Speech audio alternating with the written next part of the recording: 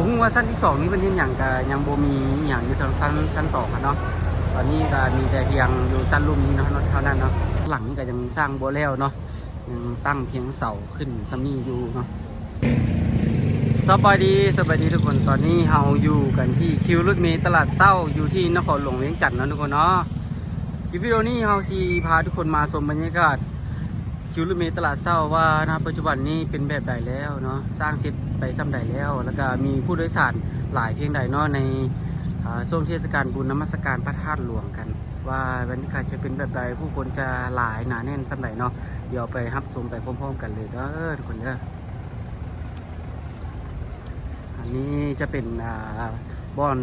จอดรถเพิ่นเนาะบ่อนพักรถเพิ่นนี่เนาะจะเป็นส่วนข้างหลังชั้นหลังนี่ก็ยังสร้างบ่แล้วเนาะ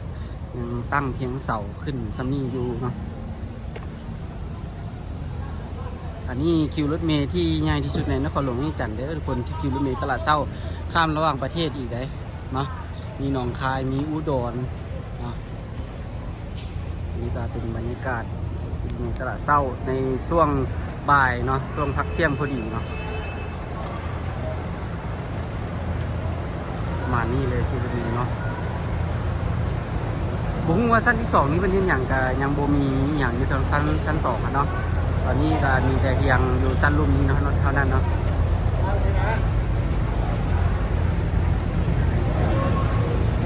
การเนาะเดี๋ยวเราสิย่างอ้อมส่วนนี้เนาะมันมีจุดบริการให้2จุดนั่นเนาะแล้วก็สามารถสอบถามซูเปอร์อยู่คิวนี้ได้แล้วหรือว่าคนขับรถอยู่แถวนี้ได้เนาะอันนี้ก็จะเป็นจุดบริการจุดหนึ่งเนาะ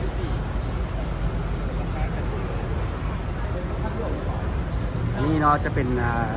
ค่าบริการเนาะตั้งแต่ตลาดเศร้าห่างกิโลเมตรสายใต้และหาดหนองโดกเนาะอันนี้เป็นราคาเก่านะราคาใหม่ก็คืออัปเดตขึ้นไปแล้ว 8,000 กีบเนาะตั้งแต่ไปรษณีย์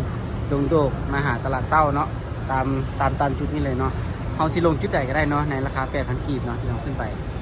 อันนี้ก็จะเป็นตารางของคิวรถที่ออกไปแต่ละจุดแล้วก็ไปอุดรเนาะหนองคายเนาะอันนี้เป็นค่าบริการก็อยู่นี่นำเลยเนาะบางเบียงกันมีเลยทุกคนเลยเนาะ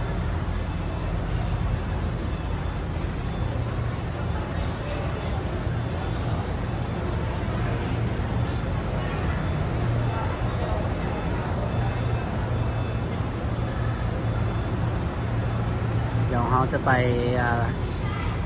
เดี๋ยวเราจะมาจุดบริการอีกจุดหนึ่งเนาะจุดนี้ก็เป็นจุดชื่อปี้เนาะชื่อปี้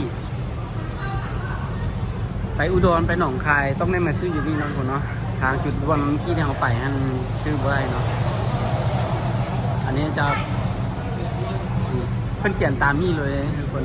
เวียงจันทน์หนองคายเวียงจันทน์อุดรเนาะแล้วก็มีโมงพักเที่ยงเพื่อนำเด้อนี่ทุกคน12 หา 1 โมง 12 หา 1 โมงเนาะอันนี้เวลามันพักเที่ยงอันนี้บางเบียงเนาะทางนั้นคือยังบุมีอย่างอันนี้จะเป็นจุดที่ผู้คนมานั่งรอท่าขึ้นรถเนาะเรารอท่าไป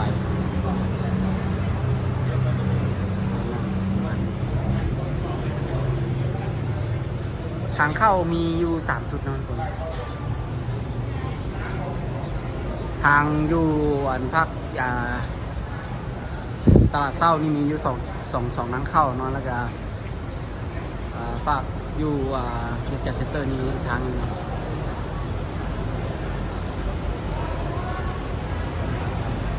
ข้างๆนี่ก็จะเป็นบ่อนซุดอาหารนั่นทุกคนเนาะแต่ว่าชนนี้ยังโบค่อยมีคนมาเศร้าอยู่เศร้าขายเครื่องเนาะจะมีในทางหน้าแถวๆนี้หน้านี้ก็มีทางหน้านี้น้อยนึงเนาะแล้วก็ยังมีคิวเก่าจะอยู่ทางหน้าเนี่ยนะทุกคนเดี๋ยวสีพาทุกคนย่างสมบรรยากาศเบื้องทางหน้าคิวเก่าท่านว่าบรรยากาศจะเป็นแบบไหนแล้วเนาะคือออกมานี่เราก็จะเจออยู่ออกมานี่เราก็จะเจอคิวรถตุกๆเนาะคิวรถตุกๆซึ่งครับส่งระยะใกล้ระยะไกลหรือว่าตามใครที่มักสะดวกเนาะแล้วก็มักขี่รถตุกๆกับทางหน้านี้เลยเนาะ คือส่วนทางนี้ก็เป็นรถ2แถวแล้วก็รถเก่งนะ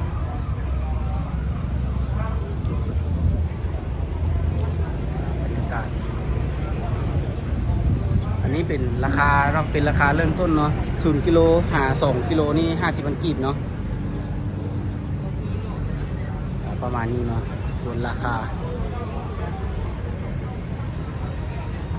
ก็บ่แน่ใจว่าตัวนี้ยังเป็นราคาเก่าหรือราคาใหม่เนาะ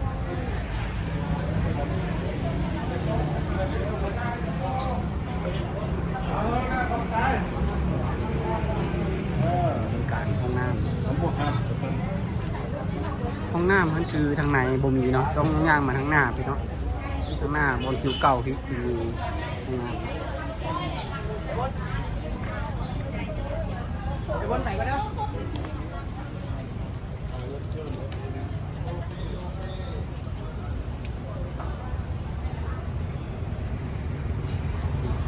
ออกมานี่ก็เจอ4 แยกเนาะ4 แยกตัวนี้จะเป็น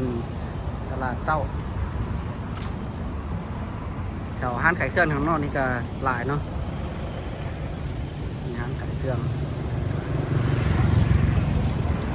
ขายอาหารมีครบเลยมีทางหน้าตึกใหญ่สีส้มนี่ก็จะเป็นเวียงจันทร์ไลฟ์เนาะแล้วก็ถัดไปก็จะเป็นเวียงจันทร์เซ็นเตอร์นะตอนนี้อากาศร้อนขนาดอากาศตอน 12 โมงตอนเที่ยงพอดี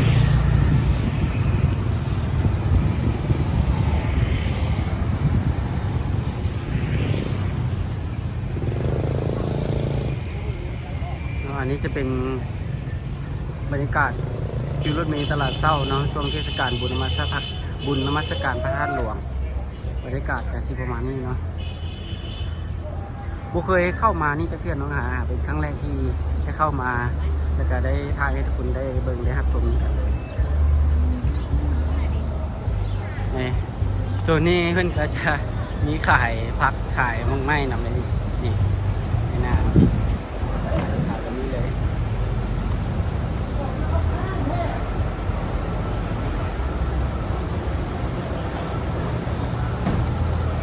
ผมแน่ใจว่าถ้าสมมุติว่าเราเอารถมาแล้วเราจอดรถอยู่นี่แล้วเราขี่รถเมล์ไป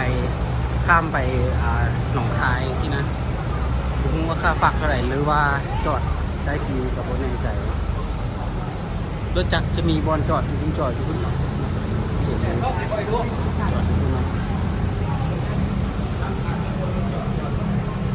กาชี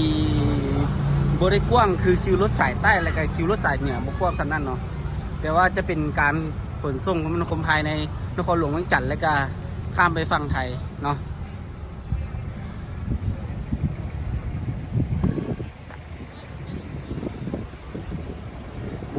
บูฮู้ว่าทางหลังนี้เพื่อนเจเฮ็ดไปดีอย่างเนาะน่าจะสอดไปได้หรือว่าสอดไปบ่ได้บ่แน่ใจนี่ก็กำลังก่อสร้างอยู่เนาะทางหลังเนาะนี่เนาะเป็นอาคาร